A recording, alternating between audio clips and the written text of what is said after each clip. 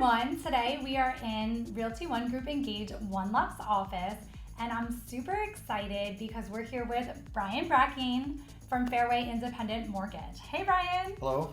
Thank you for having me. Appreciate it. Bryan is actually an amazing lender who was a lender on my home back in 2020 before I was even a realtor. And since then, we have done multiple deals together. When I was taking my first set of buyers out, they needed to get pre-approved, and I didn't know any other lenders, so I called Bryan. And since the journey has evolved, he is actually now the in-house lender for Realty One Group Engage. So we're super excited that he's here today. Glad to be here. Awesome. So what we're going to talk to you about, and it's mainly going to be Bryan, and I'm going to try to simplify things because he's super smart and tends to geek out a little bit. We're going to talk about the market crash, which everyone is always saying, I don't want to buy a house right now because the market's going to crash. So we're going to hit the three main topics that we feel are super important. The first one is equity. Yeah, so in the South Florida market especially, but across the nation really, in most locations, what we've seen over I'll call it the COVID years, right? Late 2020 through mid 21, an explosion of home appreciation, which really for most for most homeowners, if you own during that period of time, you gained the South Florida market 30% equity, 30% in a year and a half. Unbelievable. Never happened in the history of mortgages or in the history of real estate, really. And thus, if you have this equity and you got into financial trouble for whatever reason, you would sell your home and you would make a profit, turn the profit into whatever you want. Go rent somewhere else, go buy somewhere else, go do something different with those funds. Yeah, definitely. So just to touch on that and make it a little bit personal, I had a baby last year, and in order for me to feel comfortable having a baby on my own, I needed to buy a house, and that was a safe bet for me. And it became even safer for me to have that baby knowing that I have equity in my home right now. It was like a backup plan that, God forbid anything happened in real estate, I would be able to pull the equity from my house so that I could use that money to support my child. So really valuable information. Number two, the lending standards. Yeah, so a lot of people would point to times in the past, and when the market did crash with real estate, and what was really different then, say, versus now.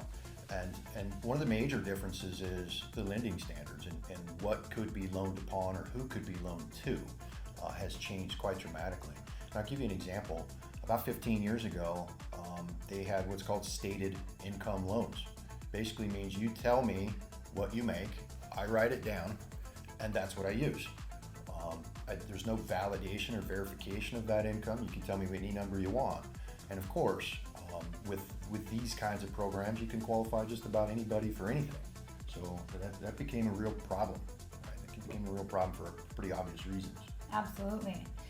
So today, I know that I work with both buyers and sellers, but buyers have to get pre-approved before they can go shopping, right? And they need to know how much the purchase price is going to be, how much their debt to income is going to be, how much they can afford on a monthly basis.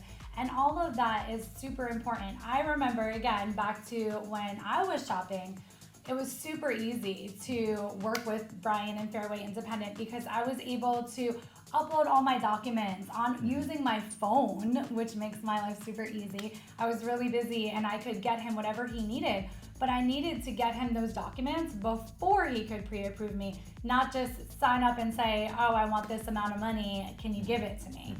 So those standards have drastically changed. Definitely. There's a lot more documentation that goes into it. As Elaine stated, we have a number of different ways that one could submit that. But ultimately, it comes down to the level of due diligence or the level of validation that occurs or didn't occur in the past versus today. And approximately today, how many people that apply for loans are getting approved? So, goodness. Approved for a certain amount, I would say that anecdotally, I'm probably one in four, 2 in 4 that I talk to, we can pre-qualify that day. If we can't pre-qualify you, it doesn't mean that our relationship's over. It just means that now we're going to build a plan for what does it take to get there. And that may be a 2-month plan, maybe a 6-month plan, maybe a year plan. It's fine. We're in this for the long term. We'll be here for you. And we can close that loan whenever the time is right. And I love that because you're more successful when you have knowledge and a plan in place, right? So for people that are spending exuberant amount of money right now on rent, a lot of them want to know, can I buy a house? Well, it's great because you can reach out to me or you can reach out to Bryan and we can help you get on that plan. Start the conversation now because it's super important. So that again, you might not get approved today like 2008 where almost 100% of people were getting approved. Now it's 1 or out of 4, 2 out of 4, so 25 to 50%. That's a drastic difference. Mm-hmm, mm-hmm. Yeah, and with respect to renting versus buying, that's a whole different video. Definitely one we need to cover. For sure. Such a tremendous loss of net worth opportunity in renting versus buying. Mm-hmm. Different video subject, but definitely one I'm passionate about. Me too. So watch for that. Now, the third and what I think is the most important reason as to why the market's not going to crash here on the Treasure Coast is that we live in such an amazing area.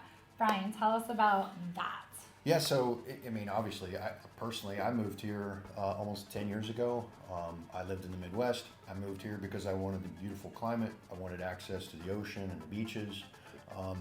And interesting enough, and this actually blew my mind. I knew, I of course lived here for a number of years and experienced it, but there was a recent article from Wallet Hub, and I'm certain we'll include a link to it.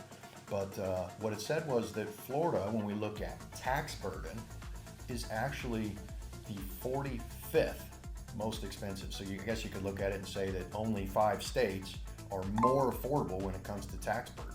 It's really interesting because the state of Florida doesn't have state income tax. And in fact, we do see a lot of buyers or people transferring from states that, no big surprise, in fact, are number 1, number 2, number 3 on that list for affordability reasons. Mm-hmm.